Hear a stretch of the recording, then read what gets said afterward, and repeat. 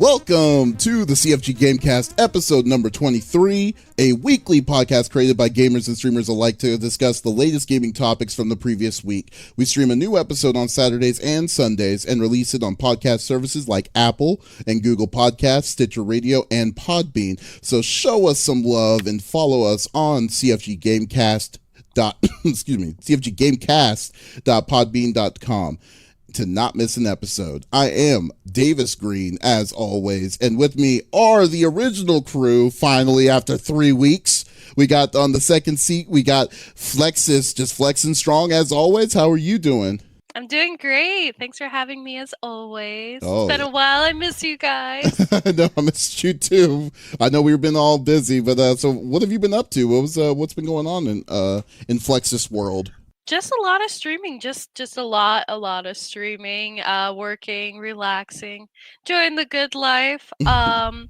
Recently I started a new campaign with my personal stream called A for Awareness. It's basically to help promote awareness regarding recently we saw the stuff going on at Twitchcon with the spiked drinks and stuff like that. So it's just promoting awareness for sexual harassment and those kind of events, and it's raising funds and money for a good cause towards something called a SIF chip.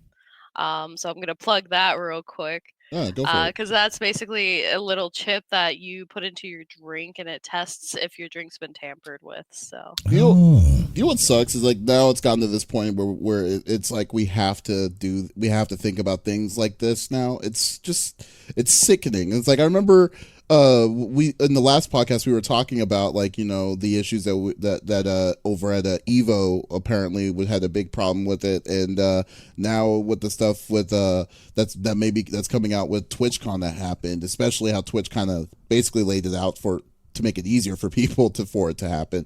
But it's just sad. It's really sad that it's come down to this, you know.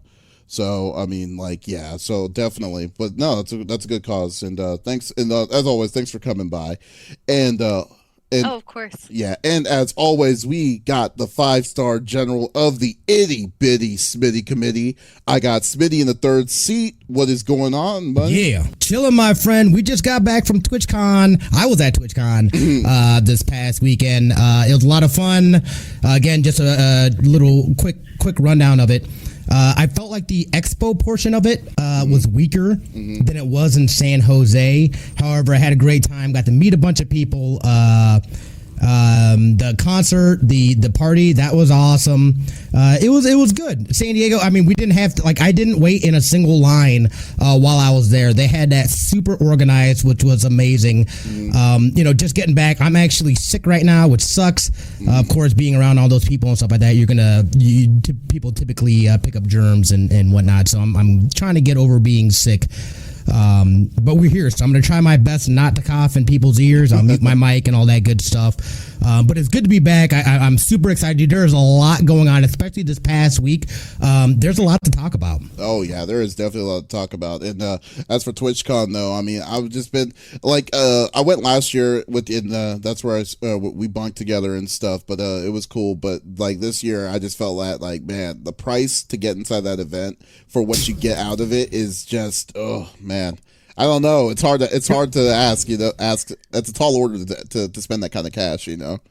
No, it really is, because what it turned out to be was just me hanging out with a bunch of friends that I've met on Twitch and stuff like that, which is awesome. But again, it's almost like I could have just gone down to San Diego and not gotten a ticket, and I would have been just fine. No, I think we should just do that one time, next year. Well, and also I feel like TwitchCon is too small for San Diego Convention Center. Because San Diego Convention Center is ridiculously huge, and I can only imagine that TwitchCon at best maybe 40,000 people at max. So I think that San Jose was a better fit because it was a lot smaller venue. Or if anything, if they can get back into Anaheim, would be amazing. But yeah. So that's probably, I don't know. I thought that it was a little bit too pricey for me to get in. If I get press passes next year, but maybe. But I don't know. I never gotten approved for press there, so we'll go with that. And as I don't know if everyone knew, but I was in Japan for 2 weeks. Went to the Tokyo Game Show, and Had a really awesome time over there. Got a lot of cool stuff. We're going to be releasing our video of the Tokyo Game Show on Monday, I believe. So I just finished it up today. And so definitely can't wait to release that. So definitely, if you want to check that out, go to our website, confreaksandgeeks.com, and we will be definitely showing out a cool experience over there. And then after the TGS, we went around all over Tokyo, just checking out all these different kinds of places. And man, I bought so much random stuff. It was ridiculous. But the cool thing was this. I went to a store. I didn't know what was going on. And they said, I am pretty convinced that this store was going out of business because the sales was just ridiculous. So I was like, okay, let me go check out what they got. So I found this. It's a orange GameCube, right? For $9.99, but then it was 50% off, which was 500 yen, which is basically the equivalent to $5. So I bought I bought an orange GameCube, and I also bought a Sega Saturn for $20, and I was just like, Jesus. Oh my gosh. So cool. So What? yeah, so I was like, oh man, this is awesome. But then I was kind of fretting on where am I gonna put this inside my suitcase? So I had to buy another suitcase. Oh man. It was very crazy. It was very crazy. But no, it was good. And I got a ton of different kinds of games. I got a crap load of fighting games, because there's not a big difference on the translations and stuff. So, but it was definitely a good time. We're gonna be posting pics of that too later on next week on our website as well at confreaksandgeeks.com. So definitely check it out and see it out. Yeah. So, but anyways, let's get down to it. Oh, before we do, I do want to have an announcement. First off, congratulations to Flexiss, who's going to be next week on Undefeated. She's going to be doing the commentary for the upcoming video game fighting game tournament of Undefeated in Arizona. If you go to udfevents.com, you can go check them out, and then go check on their Twitch, where they're going to basically be doing 2 days of fighting game tournaments. What are you going to be doing, Flex? Are you doing Street Fighter? So I'll be competing in Tekken on the first day, which is Saturday, and then I'll be doing commentary for Street Fighter. I'll be doing commentary for the entire Street Fighter brackets, including top 8 on Sunday. So I believe I have to double check on time. I want to say the bracket starts at 1. So, but yeah, you guys can catch me on the mic, chatting it up and talking about some good old fighting games. Yeah, that's awesome. Yes, can't wait to check that out. And then also on November 9th, we will be at the gang is actually going to be physically together in one spot for a great cause. We're going to be doing Extra Life on the CFG Games on my Twitch on CFG Games, and we're going to be doing a 24-hour stream.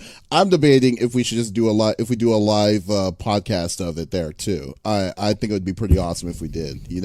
So We absolutely should. Yeah, and then absolutely should. Yeah, and then have a live guest. That would be pretty awesome. So I don't know. We'll definitely figure it out. But definitely November 9th, all 3 of us are going to be there. 24 hours, going to be doing some gaming for the Children's Hospital. So definitely go to our Extra Life, which is extralife.com/CFG Games, and to donate. We're trying to get our goal of $3,000, which we're a third of the way there right now. So definitely check it out and be awesome with us too. So, anyways, let's get down to it. Stop the upselling. Each of us picks a new topic of discussion within video games from the previous week. The topic could would be about a specific game or something that happened in the gaming industry. We don't want to just talk amongst ourselves. We want the viewers or listeners to be a part of it too. So if you have a statement that you want us to or you have your opinion on what we're talking about, type it inside the chat. Smitty here will definitely check it up here, and then we'll post it inside our podcast, be a part of the episode itself. So that's always awesome. We just want to hear from y'all. So let's get into it. Let's see. What is the best person to start? Oh, you know what? I'll start. I haven't done it in a while, so we will start. So mine is about is from Engadget. It was, well, not really from Engadget, but it's about Sony finally doing something that they should have done a long ass time ago, which was opening up PS4 cross-platform multiplayer access to all developers. So this is something that they were already testing for about a year now. And it so in certain games like Rocket League, Battlegrounds, Dauntless, Paladins, and the most acclaimed one, Fortnite, was already currently doing it, but now they totally released it and they said it's fair game for everybody on that platform. So finally Sony decides to get on board with this. The thing that really kind of irks me is the fact that Sony didn't really announce it. You know, like they didn't really say like, hey everybody, you can I mean, it's a selling point. It's like the reason why most people, like a lot of people, didn't want to play on this system, specifically Fortnite, was because they were going to be enclosed with PS4 players only. And so now since you took that wall out, it's now available for everybody, for cross-platform on, like, you know, PS4, PC, Xbox, maybe Switch. I don't know. I don't know how it all works. Like now that's available. You would think that you could say you could play with anybody, no limitations. You would promote the heck out of it, you know? I mean, it's like, but for some reason Sony just kept it like under wraps this whole time, and then it revealed like basically like they weren't even hyped about it. So I guess my thing is to you, like, do you feel like Sony really is behind crossplay? I mean, it's funny because the conversation for crossplay for the Sony for the PS4 was specifically because of Fortnite and the whole like kerfluffle that happened last year with like if you had a PS4, if you had your account tied to a PS4 account, you can't move it to a PC with your stuff that you already bought and stuff like that. So it was crazy. So like and it caused a huge like, you know, like fight. You know, so like, I mean, I just want to know, do you really feel like, I mean, well, first off, do you think it's a good idea, which I personally think it is, and then two, do you really think that Sony is really going to back this up for something that we can actually see in the foreseeable future for other games? I'll go ahead. First off, I think it's a wonderful idea. I always promote crossplay. I think it opens up the gaming community to more opportunities to come together. And, you know, there's always that constant battle between Xbox versus PlayStation versus PC. Mhm. I think it kind of closes the gap between that and opens up for more, I guess, collaboration. The one thing I will agree, I didn't see Sony really promote it. I want to say before the podcast when I found out about it, I actually found out about it through you when we were talking about it earlier on, and you know I definitely feel like they're not really promoting it, and you think they would because this is such a big deal. And you know it's they were kind of hands off for a long time regarding it, and so it's definitely interesting to see that this is coming out, and I'm curious to see to what extent they have crossplay and to where they're gonna like kind of draw the line and say, okay, no, this game doesn't have it versus this game, and if they're gonna, you know, determine if it's a game by game basis, if it's any and all games, if they leave it up to the game developers. So You know, it's actually oh, I'm sorry, what were we gonna say, Smitty? So I feel ways about this because again, Sony has been huge about the pushback on doing this, and I think the only reason that they're doing this is because they know what the future of gaming is looking like. It's going to be more cloud based. They have no choice but to do this. They would be stupid not to do this. They've been dumb not to have it open before, but we know that Sony is they like to keep things very proprietary to them, the exclusivity. But again, the future of gaming and where gaming is going, it is an open world place, and they have to play along. I don't think it's something, and it is interesting that they're not really saying, hey, everybody, we like this shit is open. Cause I remember catching like a little article where I caught something the other day about, hey, Sony opens up to crossplay for all developers. And I was like, oh, this is pretty big news. But like I'm saying, like you didn't hear about it. Quack in the stream. This is the first time he's hearing about it. it's crazy that they're not pushing that out here. But again, I think that, you know, it's not something that they want to do necessarily. I think it's something that they have to do, and they realize it's something that they have to do, so they're going forward with it. See, what's funny to me is that they say that the reason why they didn't do it originally was they were wanting Sony to be, it's like the platform is meant for gamers and stuff like that.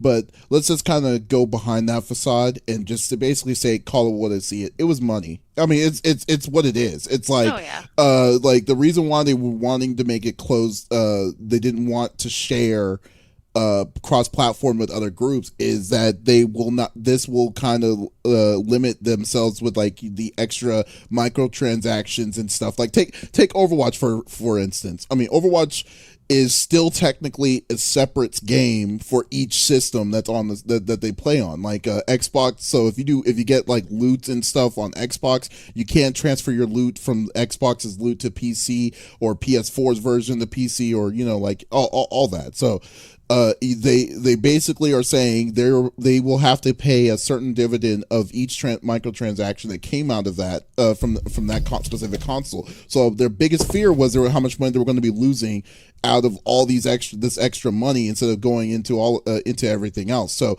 the level of that, to me, like I could see why they've been trying to keep the fight of just saying, okay, no, we don't want to play with other consoles, but at the same time, it actually goes to show you that the game is like one game was the reason why they had to change their tone. It was specifically Fortnite. Hate it or love it, that's just exactly what happened.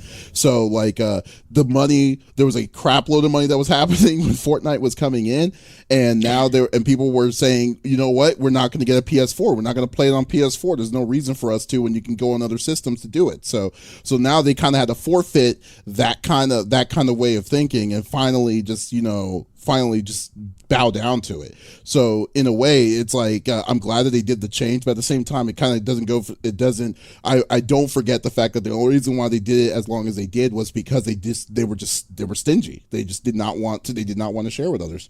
And so I feel that this may be a cool thing that we see like now. But let's say we don't know how the future of gaming is going to be in 5 years or so, that if it's something that they're still going to do, or if they're going to be very subjectable or open to it still. Because I mean, there's going to be another game that's probably eventually overshadow Fortnite's popularity, that may have a different kind of way of technology to coming in, and it could have been like, okay, doors closed, So yeah, but I feel like it's a little harder though. Once you've opened, I feel like that's like almost like a floodgate though. Once you've opened that floodgate, it would be hard to like renege on that. You know what I mean? Because people would be like, "Wait a second, like why would you do that?" They'd get a lot of pushback. But we know Sony does what Sony wants to do. You know what I mean? Like they don't, they do what it's all about Sony.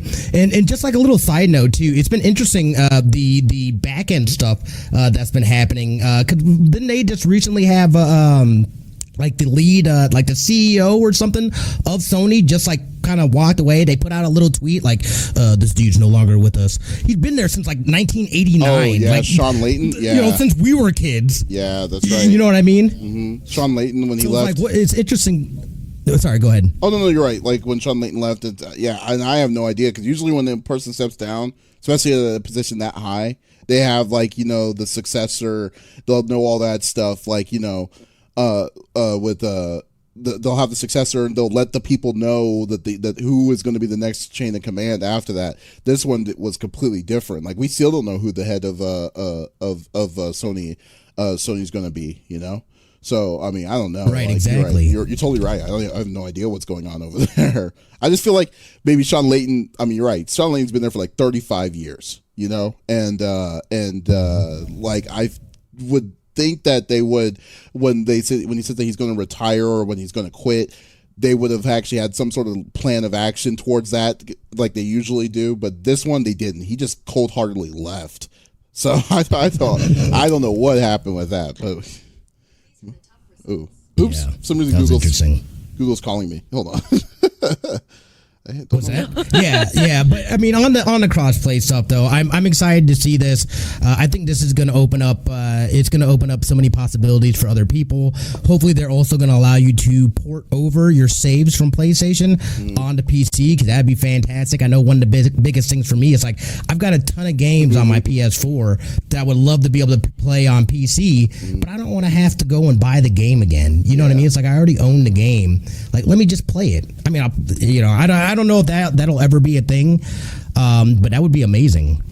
I mean, that makes me think too. So I played Fortnite on the Xbox and I played it on the PC, and you're able to create the I forgot what the actual platform is use Fortnite on, but you're able to create a profile to use on both. And so I'm wondering if Sony is going to have like an equivalent to that or something similar, where like you can play the games that you have that aren't like just for like Sony or just for the PlayStation, I should say, but games that you can play on both PC and PlayStation. If they're going to have some kind of platform like equivalent to like Origin or something, where you can play your games that you bought on PlayStation and then the save files transfer over and the account transfers over. So you're able to have that crossplay like that. Sorry. And I don't know if that's nuts, because like a lot of the games you have, like Activision or whatever, not Activision, but like you were saying, Origin. I've got games on there, or Ubisoft on PlayStation that the same accounts, both on PC and on PlayStation. So I think that's more about where the games are coming from, as opposed to like Sony saying, "Oh, we've got our own thing that we're gonna do." It's like I'd rather stick with, or like Fortnite and Epic. You know what I mean? It's like I think as long as you have that same sign in, I should be able to take the save data and move it back and forth on whatever platform I want to play it on. Yeah, and I mean, that's also true. Well, I don't know about how Fortnite works on console, because I never really wasted my time on console for it, but that's the most subtle way I can say. But like, so kid, if you bought whatever, if you bought Fortnite, or if you bought Overwatch on console and you bought something, the loot crate inside the console, could you move it over to the PC from Xbox, or do they just allow you to? Like how does it work? It's still locked, right? Specifically for the console. They're totally separate. Yeah, they're totally separate. Yeah, okay. Because okay, so I mean, no, you're totally right. The best way you would think that would be for like, a third party like Overwatch with or like what's it called, Origins and stuff, to kind of centralize that and then feed it off out. But there's absolutely no way I could see Sony ever agreeing to that, because that means that they're going to be losing so much money on the microtransactions out of that alone. So like that's why there's that weird wall that happens between crossplay. It's like so you may agree, they may agree to say, yeah, you could play a person from PC to console, but like if you want to buy something in game, it has to be on our console, because that's going to be giving us the money and stuff like that, so that's usually the biggest thing. That's usually the biggest thing I could easily see, and you know what, that's a straight compromise. I would rather play with a person from my own comfort on a console if I didn't have a PC that could play it on the that could run the PC version as good as what I have with the console, But I mean, it's not perfect. I was gonna say, Street Fighter does that actually. You're able to play. So like Street Fighter, you can play with people on console or on PC. So they have crossplay, but pretty much if you have an account with your PSN, pretty much that doesn't transfer over to your PC account. You have to have like a totally separate account and rebuy the game on PC. Yeah. If you want to play it on the computer versus like playing it on the PlayStation. But again, you can do crossplay where I can play with my friends that are on PlayStation with, I shouldn't say no issues, because they're on Capcom side, but with very few issues. So I think like taking that approach of even opening up the opportunity to just play with your friends online is more than enough for me. I'll be thankful for that alone. Fair enough. That's fair. I mean, that's good. So no, well, I mean, I'm glad. Yeah. So I guess overall, we're glad that crossplay is available. Sony's kind of dickish when it comes to them not announcing it. So, but hopefully we'll see if they stay in tune with what people are wanting. So yeah, we'll go with that. Let's see. Okay, so the next person in line, let's go with Smitty. What do you have on the table? All right, so like I was saying, I just got back from TwitchCon. Give me 1 second here real quick. I'll just replying. So I just got back from TwitchCon. So I really, and this is kind of, I know that I think usually on TwitchCon they'll announce updates and things like that. I think there's a lot of really exciting stuff that is coming. Some new features and stuff like that. As far as, so if you guys are streamers that are listening or that are here during the live recording, I just want to go over some of this stuff real quick. So first thing you have is we've got and I've got notes. Oh no, man! Look at this. Yeah, I know. Look at me trying to be all prepared and shit. We need some Perry Mason music going on right now. First thing, huge thing, we're talking about ad revenue for affiliates. My understanding of it is that they'll be able to have earned revenue from running ads. You can also, this will be for affiliates. Obviously, they said that non-affiliates will not. This is coming from Gaming Careers. I love this dude. Lots chock full of his channel is great. But they were saying that we'll be able to run ads directly from our dashboard and whatnot, which will also stop pre-rolls. I think they said that if you run ads regularly, it'll prevent pre-rolls from happening. I saw something about like a 20-minute cooldown when you do that. So I guess that's what regularly means. So if you do it enough times, then it won't do pre-roll. So if you're rating somebody or you get rated, you know what I mean? They're not going to instantly go into a pre-roll, because that is so annoying when you go to raid somebody and it instantly goes into a pre-roll. You've already typed something and you're just sitting there like, shit, I can't even see how they reacted or what's going on. It completely kills that momentum for that. So ads for affiliates, dude, that is freaking huge. Wait a minute. So are you saying, when you said that you were getting your you can make your own? Can you make your own ad, or is it saying that you could set up your ad time, like ad in a specific spot? No. So what it's the same thing as partners right now, where they can roll ads, or you know what I mean. Sometimes the pre-rolls, everything will go directly to your channel, affiliates and above, and they're supposed to also show you how much, based off of how many views you have or how many people are currently in your stream, what that revenue is going to be. I mean, again, it's not going to be much. It's going to be pennies and whatnot. Yeah. But I think it's nice that they're actually looking at that. They're saying, hey, we're going to roll this out to affiliates as well, give you guys a little more revenue, giving you guys some things, and obviously that helps them out too. But it's nice to see that they're doing things. I think this is kind of, and it's nice to see that they're taking some of these, making some of these changes, those moves to Mixer and stuff like that. I think these are the responses that they had to make. Because I mean, people moving over to Mixer is a real thing. One of my friends, the Gaming Diva, she just got partnered on Mixer. And you know what I mean? Like she was at that level on Twitch, but Twitch was denying. She was like, all right, let me go check out Mixer. Got partnered.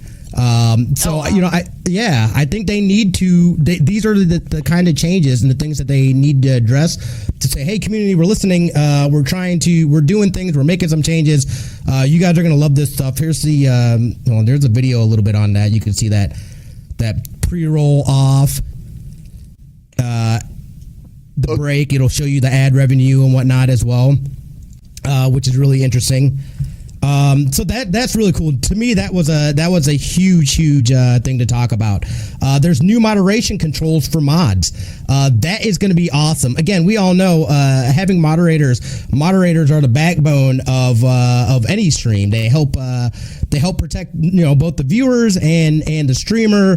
They're in there doing the grind and making sure things are going smoothly. So for them to be able to have new tools, new layouts, I'm trying to find where the video portion of it is.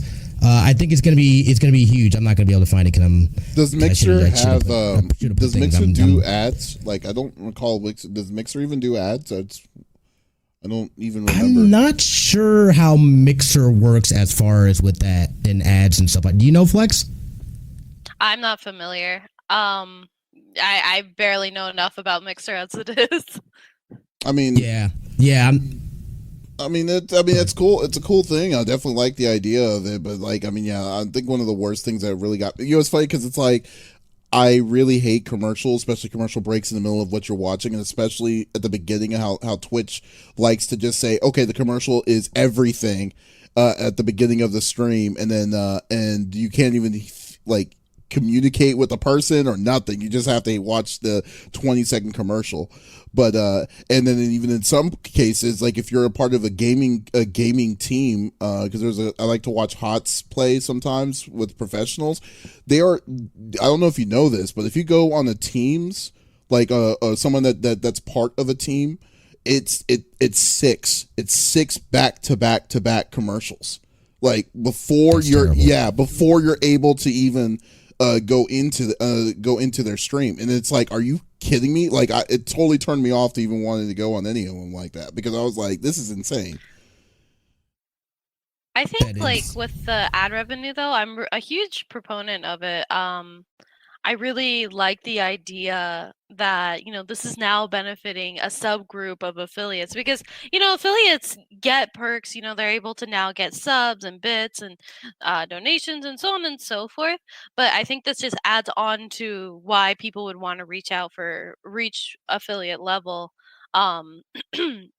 And being able to not only get ad revenue from your commercials, but kind of like control when the timing is, especially if like you do like say, hey, I'm going to step away, you can roll your ads. So it's not like your audience is really missing anything while you're gone. So I like that adds a level of control to it as well. And speaking of control, the fact that they're giving more options for moderators, and thank you so much, moderators, because us streamers wouldn't have such an easy job if it weren't for you guys. You're the backbone of the community. Yeah. But no, I think that's really great that they're not only expanding to benefit our affiliates, but they're also expanding to benefit the backbone of the community as well. So it shows that there is value behind all of that. Right. So I'm happy to see Twitch taking those kind of steps forward to support their community better. Right. And then if you look on the screen too, speaking of which, ads. So now they're going to do picture by picture. So you will not ever, so they'll have the stream in the right corner while the ad is playing. So you don't miss any of the action that's going on. That is also a feature that they will be introducing. I can't remember when that should be coming out. I'm thinking that's it might be early 2020 or sometime in 2020 when that comes out. But again, another thing that because they're looking at these things and they're addressing that stuff. And I think a lot of people have talked about how annoying that is. Like, dude, I'm missing the action for like a good 30 seconds at least, you know what I mean? So like, why not do a little picture or picture by picture thing? And that's exactly what they're doing. So they, you guys are talking about that, and I was just like, but wait, there's more. I was gonna say it's funny. It makes up for the crappy font that Twitch moved over to. Oh yeah. Oh, the new font. Platform. Yeah. It makes up for the new font that they decided to pick. I was going to ask if you wanted me. I was going to ask if you wanted me to change the names below to the new font, but then I tried it. I was like, you know what? I'm going to make an executive decision and say no on this, because it was not good. Nah, bro. Not good. Also, speaking of ads, because I got a few here. Let me get through these real quick. Ads, the audio will be normalized for ads, so you're not going to have go from streaming and commercial comes up and blows out your eardrums. So that's fantastic. Channel pages. The channel pages will be changed. I think some of those changes have actually already taken effect a little bit as far as channel pages, but you're going to have a lot more control within channel pages. You can set up a schedule. They'll have your past videos and stuff like that, so you can kind of look at this. Like, it's got a built-in. Oh, wow. Yeah, exactly. Oh, nice. I think this is freaking amazing. And I love the fact that they're focusing on this, and they're letting us as streamers kind of curate how people interact with our channels, whether we're online streaming or we're offline. Because it's just as important to be able to drive people to that. And has it been implemented already, or is it? That looks really good. No, this is not. This has not been implemented. I'm still looking for. I don't think there's a date for that as of yet. But yeah, dude, that's going to be the channel pages. Twitch Studio is going to be huge for new streamers. It's kind of a guided tour of, and it's it's like an OBS, right? I that's my understanding of it. I believe where you'll be able to stream directly. It's Twitch's version of OBS, but it's geared more towards new streamers. It'll guide them through the process, what you need to have set up, how to do things and stuff like that. So that's gonna be fantastic for these newer streamers and people that are just getting into the streaming game. New creator dashboard that has started to change. More customization, the ability to run your ads, the ability to do things. It's always weird, and it's funny because I streamed a little bit last night, and I had to pull up my dashboard, and it's like I never really have my dashboard just up. So this might be an incentive to have that up if I have a little more control and I can do things, directly from that. I think it's fantastic. Channel points is in beta right now. And that's something that they're working on. I believe that's going to be starting early. It's already implemented next year. I want to say, the creator dashboard launches in October. Channel points is coming in January. But I've seen people, and I've been in people's channels that have it live now, and that's kind of a way to be able to incentivize people that are just watching. You know what I mean? They're accumulating points and whatnot from watching, and you can set up different types of rewards. They can get emotes for like a day, or all kinds of stuff, which I think is awesome to address that and to reward people that are already in there and doing things. And this is the creator dashboard. And stuff like that. So I'm super excited to check that out. I think that's going to be amazing. We've got Twitch. The Twitch rebranded logos and color themes, their palette and everything like that.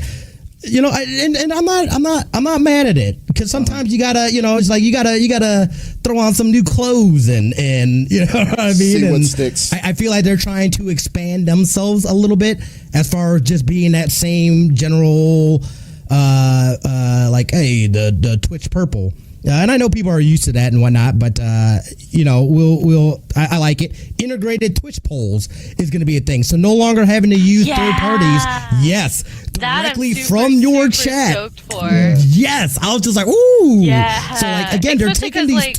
Go ahead. Oh, I was gonna say I rely a lot on my personal community to kind of determine what fighting games I'm gonna be streaming for the night.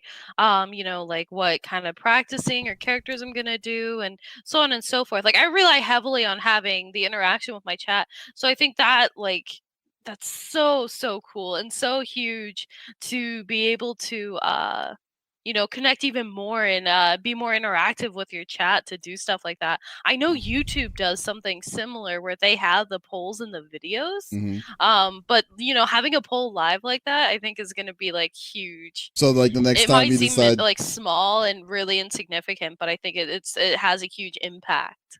So the next time that you decide this is about that interactivity. Sorry. Oh yeah. It's about that interactivity. So the next time that you decide to do a poll, Flexiss, and then say, you know what? No, I'm gonna play Minecraft. It's gonna be very possible.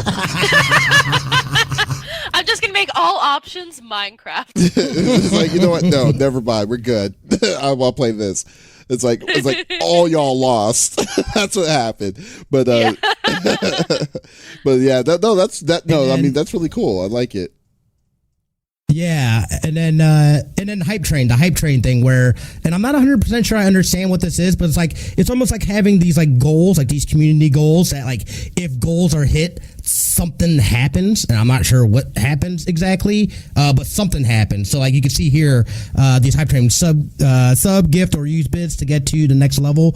But I don't know what the rewards are for that. But again, it's interesting. I love the fact that they're giving us more tools to be interactive with people, to keep people engaged in streams, and it'll give us a little more depth on the streams to be able to do things with people. I think it's fantastic, dude. No, that's really cool. I like the interactive. That's really, yeah. I do have a question though.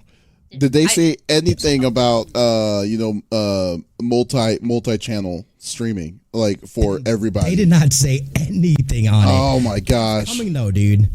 Word around the street is, I was talking to some people and stuff like that. That is coming, and I heard it's coming. I want to say early to mid next year for affiliates. Wow, so it's still coming. They didn't talk about it though. Oh yeah, I'm surprised no one said anything about that, because that's would it be like that sounds like it'd be a pretty big deal at that point, because I know it's available for partners, but but for affiliates and stuff, well, that'd have been nice. That'd been super nice. It'd be amazing, right? I think it's amazing that they're rolling out all these tools for affiliates. Yeah. Again, I think they're seeing that people, I don't know if this really did have any kind of impact or not, but I think this whole Mixer push and Ninja going over to Mixer really made Twitch be like, all right, dude, like we gotta, you know what I mean? Like, how do we stay on top of the game? How do we continue getting people using our platform? How do we get people excited about us again? I mean, we've seen they've been slipping up all over the place, with things and stuff. So they needed this stuff. And it's nice to see that they're doing something about it. And they're really focusing a lot more on on the affiliates. Yeah, well, I mean, they need to. I mean, to be just when you think about number wise, how many people are partners and how many people are affiliates, and then like Right. overall number. You're going to get most of your money, I would assume. Like, I mean, a lot of your, not most of your money, I'll take that back, but most of the people that are going to be, that are invested in wanting to become a partner is going to be the people that are needing to work for it. So it makes sense that they would need to go for it, because technically, Mixer day one, you already have access to getting tips and bits and stuff like that. Their versions of currency and stuff like that. So they're needing to make it up. And then even though partner for Mixer is a lot more lax than what it is on Twitch, it's still an uphill battle. They need to be heavily aggressive on the people that aren't that level, you know.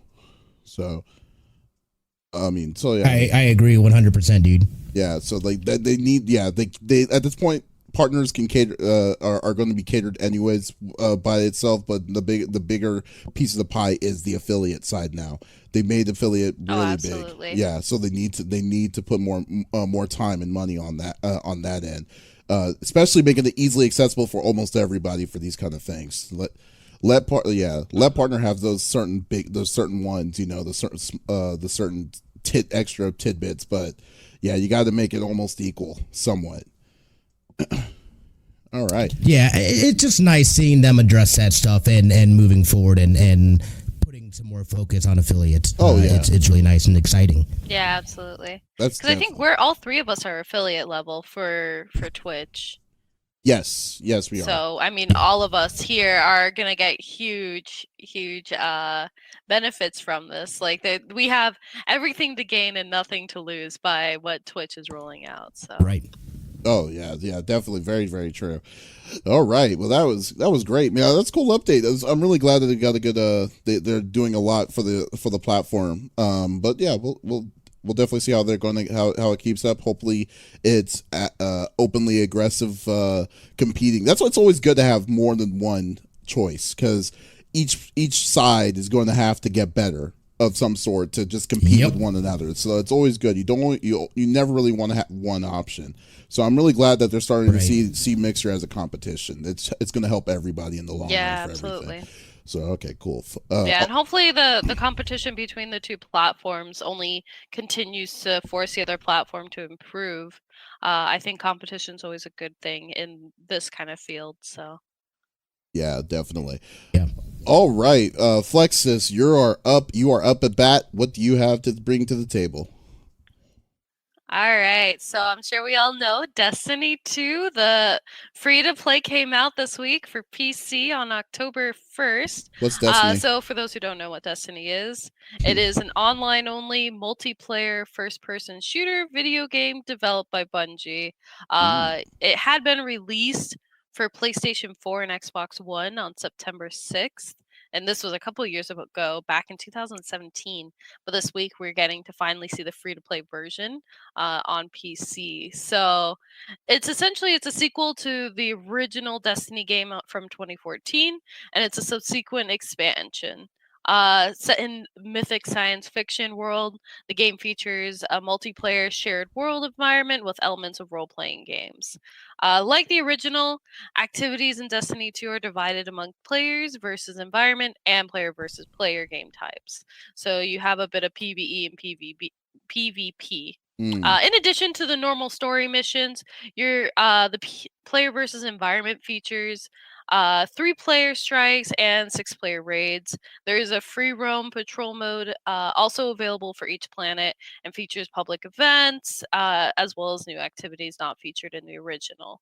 So some neat things about it, some major components to the story that are included in the free-to-play version for PC include the Red War, all destinations with the exception of Shadowkeep, strikes, crucible, and gambit activities, and year 1 raids and raid layers, and that includes Leviathan. On the flip side, though, it won't include the following pieces of content, at least for now, as Shadowkeep has only just emerged. So right now, what's not included is Forsaken campaign, the Shadowkeep campaign, the annual pass content for 2 of the most recent expansions, access to year 2/3 raids and dungeons, and access to season pass and season of undying content. Now that doesn't necessarily mean that won't be added later or that won't be paid content. It just means it's not included in the free base game. Now for me personally, what was that? Did you say Forsaken was not? Wait. Forsaken is not included in that? Not for free. Not included in the free campaign. Yeah, there's probably going to be an additional fee. I think I saw like $10 is being thrown out there for the different campaigns. But as somebody who's completely new to Destiny, I see that look, Smitty. Someone who's completely new to the Destiny franchise, right off the bat, seeing that as free to play, you'd be stupid not to at least give it a try and download it if you're on PC. And I mean, the game it's beautiful. Aesthetic wise, the world and the graphics are phenomenal, but also it's so smooth. Like being the battle or the combat, I should say, is so smooth. It's super easy to run, and it's genuinely like it's really involved. It's really enjoyable. Right now I'm working through the Red War, so as somebody who's completely new to the franchise, I have nothing but good things to say about it. And again, using the saying, you have nothing to lose and everything to gain by downloading it because it's free. So I mean, unless you want to like give into transactions and things like that, like you're not losing anything by playing this game. I know it might be a little bit late, but if someone could get the chance to clip that face, I will be your best friend. But anyways, yeah, I mean, it's a good way to introduce a game that's been out for 2 years now. I mean, especially since Bungie has left with Blizzard Activision servers, so I think they're on their own they're on their own individual servers and stuff. It's a good way to introduce new people to the game, especially the incentives that it gives you. Obviously, they won't have the whole game unlocked for free, so they need to get money out of it. But still, but to be honest with you, like after I played my friend's version, I didn't really give it another chance because I was going to wait for the PC version, but then I decided to also wait for that. So now I'm going to wait for the Stadia version because I'll get the game for free with everything on it. But but I think it's doing exactly what it's needing to do, is to introduce new people to this game. So like you got the incentive to play because you weren't going to you don't have any money into it. So that's great. So before I give it over to Smitty, because Smitty probably has a lot to say about it, so let's go with that. Go ahead. Let's go with that. You go. It's all the floor is yours, man. It's all me. Okay, hold on. All right. So you guys already know I am a Destiny vanilla Destiny player. Had the beta. I played that game. I ruined relationships, everything. I was heavily invested in Destiny. And then we came out with Destiny 2. I have that for PlayStation 4, right? Yeah, big Tash. So I got it. I got the year one pass, and it was so that year one pass was trash. Okay. Then they said Forsaken's coming out. Give us more money, and I said I'm done with you. I'm done with you, Destiny. I'm done with you, Bungie. Then they broke away from Activision, and I was like, all right, I've heard the reviews about Forsaken, this and that. But I called it. I called this shit last year. I said, you know what's going to happen is it's going to go free to play. I'm going to wait. And that's exactly what it did. However, you're saying that Forsaken is not free to play, but I'll throw $10 at that, just to see if it'll suck me back in. I want to love Destiny so much. You guys have no idea. That's where I got super, super heavy into you know, we would raid for hours and, you know, running raids with people and, hey, come do carries through raids and stuff like that. I think it's a fantastic game, but they ruined it. At least in my opinion, on 2, where it didn't even feel like they took away everything from the first one. They basically went back to trash ass Destiny, and then they said, "Oh wait, we've got exactly what you guys need, what you guys been asking for, the things that you had before that we knew you liked, and we took away. We got them back for you." It's gonna cost you $35 to $40, but we got them back for you. And I said I couldn't do it. But then everybody's talking about how Forsaken was awesome, and then I know Shadowkeep's going to be dope. And I want the story. I need to know more about the story because I have always craved their storytelling has been it's been pretty weak. But I'm still invested, and I'm very, very much invested in that game, in its story, and all that stuff. Their storytelling was incredibly weak. Yeah, I mean, to a point where I would have been like, if I was as invested as you were to Destiny 1 to Destiny 2, because the biggest thing with Destiny was that it wasn't just a shooter; it was also a very story-driven game. That I would have been flat out upset because technically the game that where it leads off to you, like it doesn't really explain. They don't even introduce new enemies. Like in 2 until like you get one of their expansions. So in my opinion, I would be on the same boat. I would have been like really salty on the fact that they're asking for more money, especially you paid $60 originally on the game to that. Like I said though, but for what this is doing though now, especially since we're talking about this is going year 2 going on to year 3 with Flexiss, when they're adding a new they're giving out some new capability for free to play, and then plus Forsaken isn't $35 anymore. It's a lot less and stuff. Did you put money in on Destiny 2 whatsoever? I looked up the price. So it says both Forsaken and Shadowkeep are both sold separately.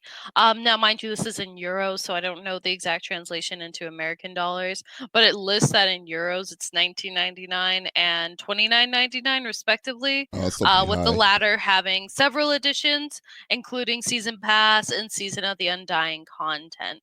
So, I mean, but the thing is, like, you're getting the free game, so you don't have to hash out $60 for a game. See, but the problem is that you really, will. You're paying for the DLC. I already did. No, but you will. I already did. Yeah, but you will because they'll get their money. They will get their money. Yeah. It sucks that. I mean, yeah, you know, and that's fine. It just sucks that it took them so long to get back to a place that they had already gotten to in Destiny. To take that all away again, that's that cash grab. Yeah. That was the disgusting part to me. Was that they knew exactly what they did. Can I guarantee in the base game, like the DLCs, the year 1 pass stuff for Destiny 2, that should have been the base game stuff. Yeah. Then your year 1 thing is Forsaken. Then you go into this new one that just came out. That was the part that made me salty about it. Is that and again, I'm a Warlock main. Warlock mains for life. The Osiris one, that one's the one that pissed me off the most because you have this legendary dude that they've been talking about forever. We finally get his story, and I don't know if you played it or not. I'm not gonna no spoilers, but very disappointing. Okay. Very disappointing. And technically, what they say on the with the, like, you're not paying $60, you're going to, because like if the first pack is $20 and the second pack is $30, then the third pack that's coming in about a month, I believe, it's going to be it's probably going to be $30 to $40. They're basically saying that Destiny 2 itself means nothing because technically Destiny 2 as a base package is not enough to play the game. You need to get the expansion packs, so they're forcing you to get the expansion packs at the full price price to kind of do that. But like I said, they're trying to hook you. They're giving you just enough to be saying, hey, I really want a little bit more, and let me see where this is going to go with this 10 or 20. I mean, this is basically their cash grab, like what Smitty is saying. I mean, you can't hate the game on that, because that's just what it is. But at the same time, gaming needs to make money too. Yeah, but if you're a day one person, I wholeheartedly understand and just understand why the frustration with what Smitty is saying is what makes this game sting for him every time he hears about it. So like, I mean, it's just that, I mean, it is what it is. So I mean, but no, I'm glad that they did this. But sometimes, like, we know what you're doing, but I mean, it's do what you got to do, I guess. But hey, Smitty, just look at the bright side. Just worry about how good Anthem's going to be in the next year or two. You clearly want me to, because if you think Destiny makes me mad, gosh damn you, Anthem. Gosh damn you. Don't worry. Those son bitches. But don't worry. I mean, I am excited for this. I think this is awesome. I'm glad that they're opening this up, giving people the opportunity to experience it, because it is a super fun game. The shooting mechanics are amazing in this. This is one of the best shooters that I have played. It feels so good, and I'm excited to try it on PC. I've only played it on PlayStation, so I'm super excited. Look, here's all the microtransaction stuff, but I'm super excited to play this on PC.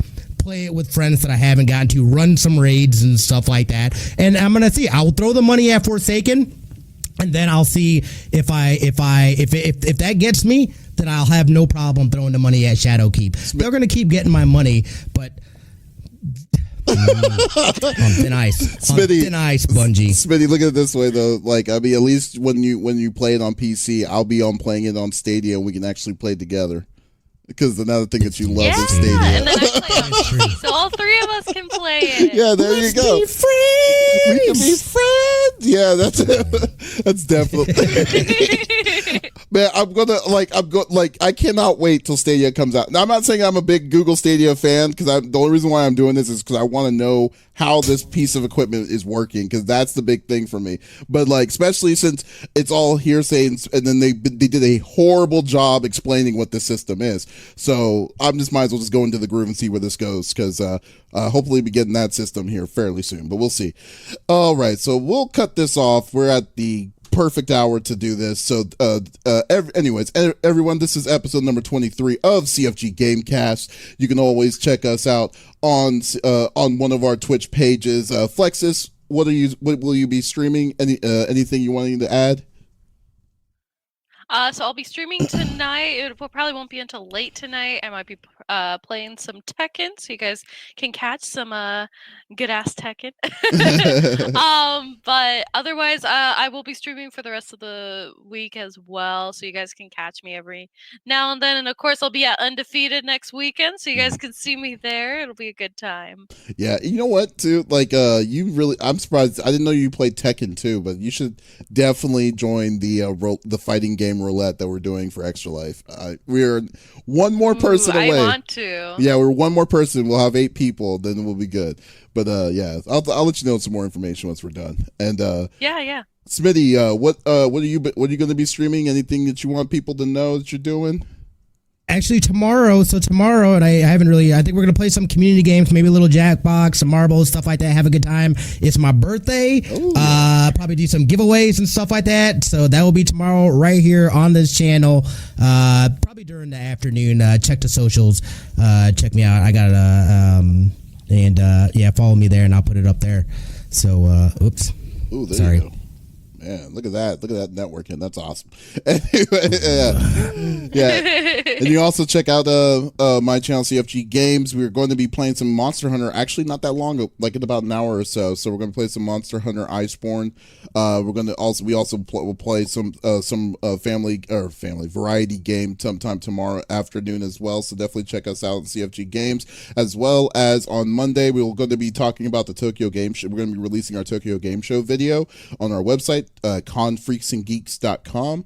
and you'll be able to see all the cool, awesome stuff that was at TGS this year as well from there. So, anyways, everyone, thank you for stopping by. Really appreciate it. You can all, if you do us a big favor, join us on CFG Gamecast .podbean.com. Follow us there so you don't miss an episode.